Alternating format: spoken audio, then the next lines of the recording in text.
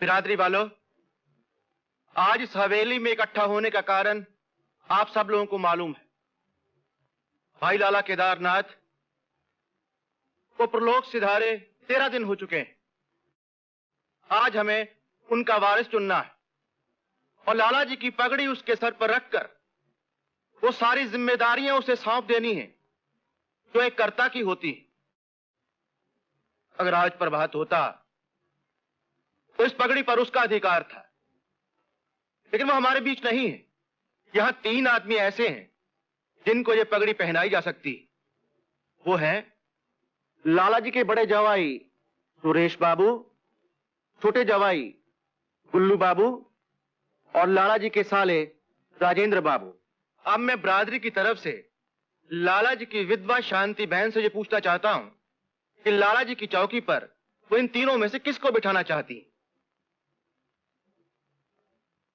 ओए मैं सदके, इसमें सोचने की क्या बात है बीजी? पगड़ी कोई भी पहले, काम तो जैसे पहले चल रहा था हमेशा वैसे ही चलता रहेगा। बिल्कुल ठीक बीजी, ये तो एक रस्म है। बताइए बीजी, किसको पहनानी है हम तीनों में से पगड़ी? किसी को भी नहीं। बीजी, अगर पगड़ी की रस्म नहीं करनी थी तो बिरादरी को बुलाया क्यों? लाला जी की पगड़ी वो संभालेगा जो संभालने के लायक हो। गोपाल, मेरे पास आ, बैठ चौकी पर।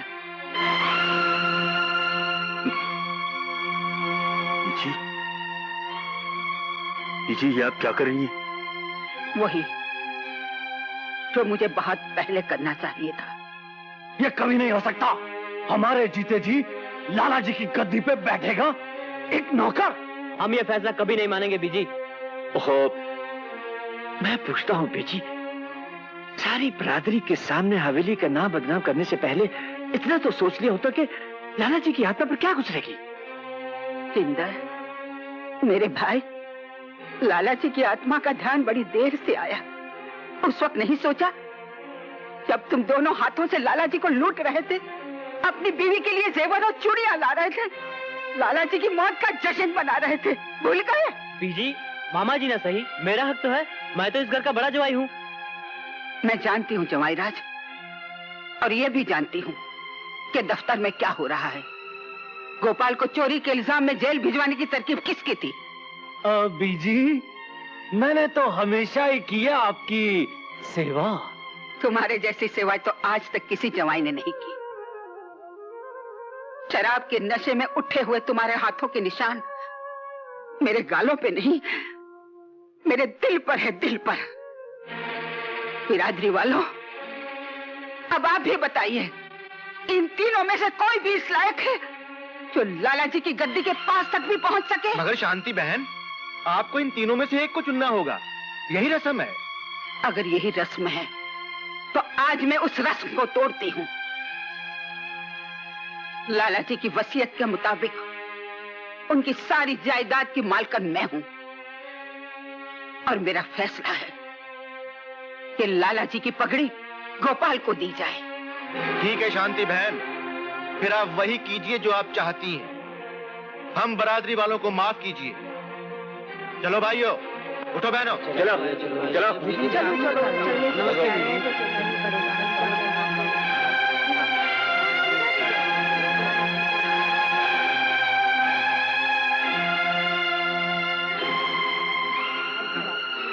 आओ गोपाल, बैठो।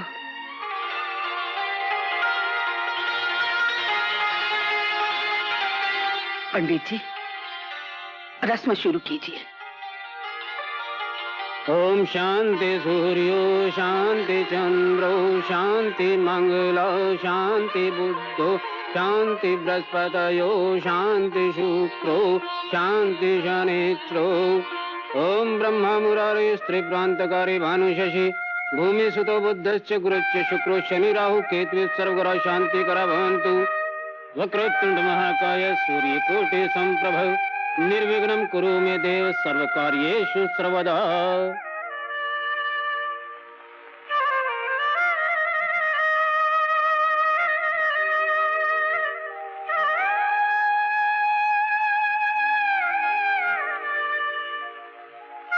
माता जी को प्रणाम कीजिए।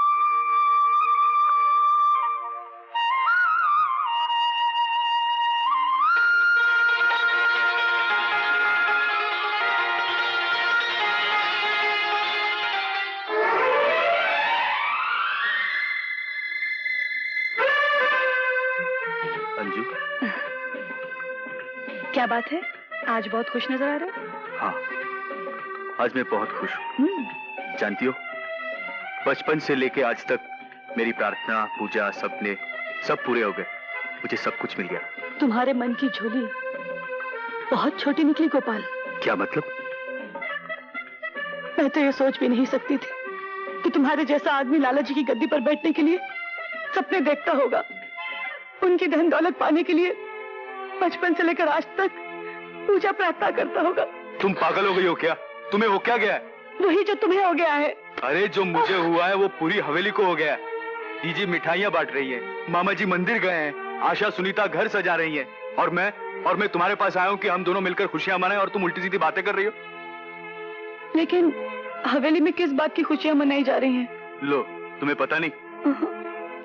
ये लो पढ़ो। अरे प्रभात आ रहा है, प्रभात। प्रभात? प्रभात जिंदा है?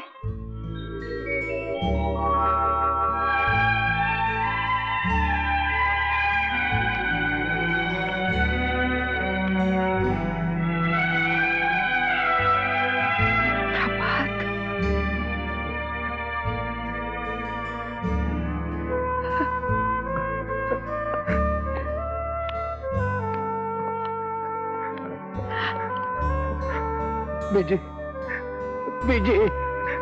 प्रभात, मेरे बच्चे। प्रभात, प्रभात, इतने दिन तो कहाँ चला गया था? लाला जी आखिरी दम तक तेरी राह देख रहे थे। काश तो कुछ दिन पहले आ जाता प्रभात।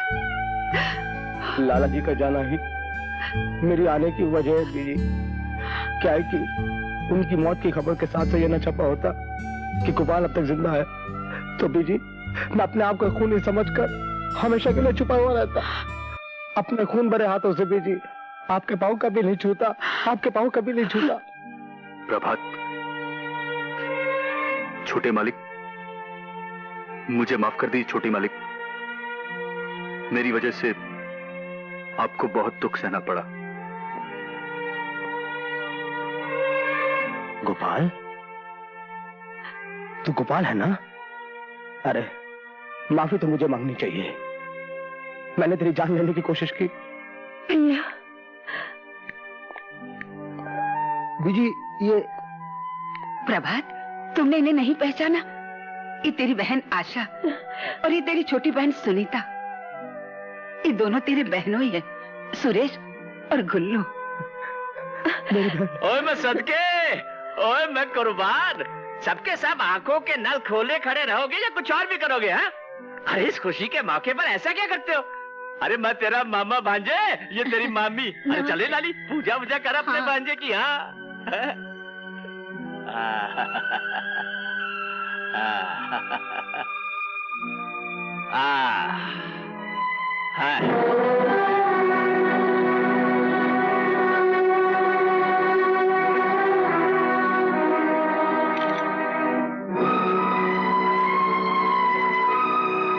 ये है ना वो बंदूक, फेंक दो इसे, हटा दो इसे यहां से।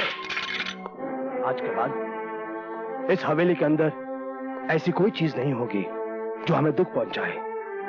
आज के बाद इस हवेली के अंदर एक नया दौर चलेगा, सुख शांति का दौर, ऐशो आराम का दौर। क्यों बीजी? हाँ बेटे, अब तू आ गया है ना, तो इस हवेली में फिर से खुशियां लौट आई हैं, फिर से खुशी के दीप जलेंगे। हाँ बेटे।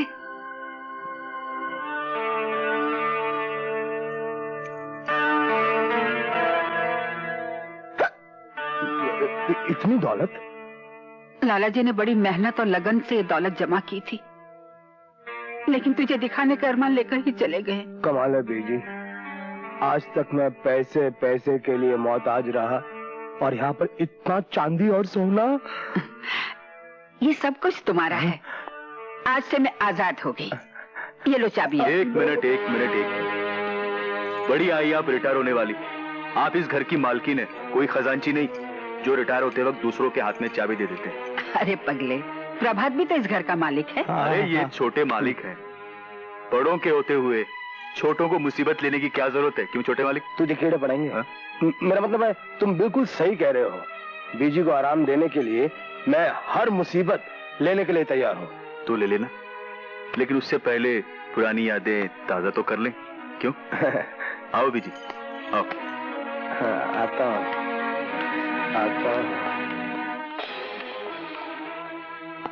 इसे कहते हैं जब किस्मत हो पांडु तो क्या करेगा श्रीमान, समझ गए ना?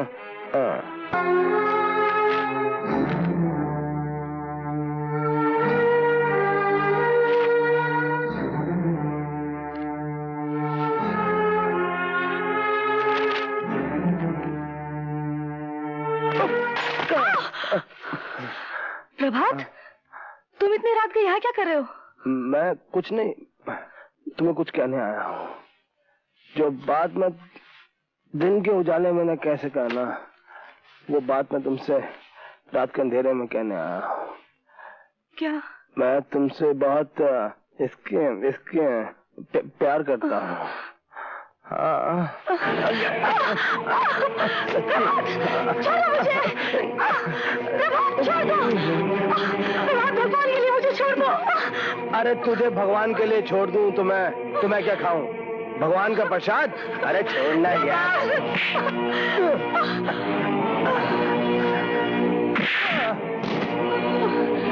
हरामजादे, तू हर जगह अपनी टांग अड़ाता है। तेरा इलाज मुझे करना ही पड़ेगा। पहले अपना इलाज कराओ छोटे मालिक। शराब के नशे में अंधे हो गए हो तुम। हाँ? नौकर होकर मालिकों के साथ जबान लड़ाता है।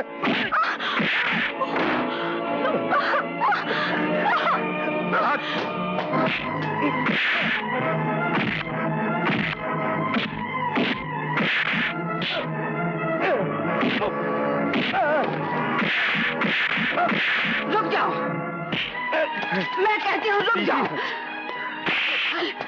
तुझे मेरी कसम है, आज के बाद हवेली के किसी भी आदमी पे हाथ उठाया तो। आज क्या बीजी, इसे अभी और इसी वक्त हवेली छोड़कर जाना पड़ेगा।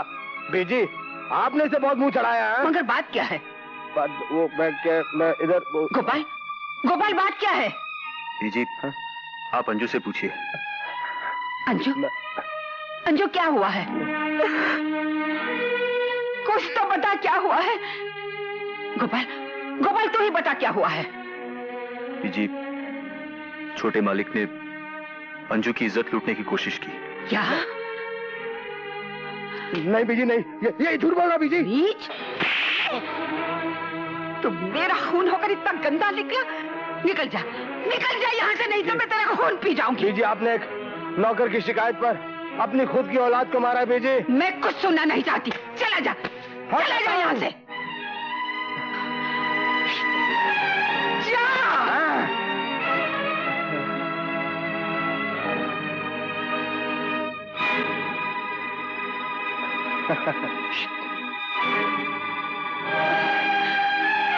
बीजी, प्रभात को ऐसा नहीं करना चाहिए था। बीजी, छोटे मालिक ने शराब पी हुई थी, सब ठीक हो जाएगा। और मैं सदके, मेरे भांजे, ये तेरे मुखड़े पर बीजी की 5 उंगलियों के निशान नहीं है रे, बल्कि इस बात का सबूत है कि तेरे अपने ही घर में तेरी औकात 5 कौड़ी की है। हाँ, मैं इस गोपाल के बच्चे को गोली मार दूंगा मामा जी। और मैं मर जावा, इससे पहले भी तो एक बार तू उसे गोली मार चुका है बचपन में, लेकिन वो कमबख्त अभी तक जिंदा है। हाँ, और एक बात को याद रख लेना भांजे, जब तक बीजी है ना तब तक उस पर कोई उंगली भी नहीं उठा सकता। अरे बंदूक तो बहुत दूर की बात है। आपका मतलब है मालिक होते हुए मैं नौकर के हाथों जलील होता रहूंगा? तो इसमें कौन सी नई बात है? हम तीनों भी तो आज तक जलील ही होते चले जा रहे हैं। हम तीनों कौन? अरे भाई, मैं और तुम्हारे दोनों बहनों ही, सुरेश और गुल्लू। क्या वो भी गोपाल का कुछ नहीं कर सकते? खुद ही पूछ लो। ओए, बाहर कान लगाकर सुनने की कोई जरूरत नहीं है, अंदर चले आओ। उस हरामजादे गोपाल को दिखाने का एक ही तरीका है, नीचा दिखाने का, कि बीजी की नजरों में उसे साबित कर दिया जाए चोर। हरामजादे ने जादू कर रखा है बीजी पर। अरे वो जादू उतारा भी जा सकता है। कैसे? देख बाजी, तू हमारा साथ दे, हम तुम्हारा साथ देंगे। हाँ, ये दो हाथ अकेले कुछ नहीं कर सकते, लेकिन अगर 8 के 8 हाथ आपस में मिल जाएं, तो हम भारी से भारी मुर्दे को जमीन के अंदर गाड़ सकते हैं। हाँ।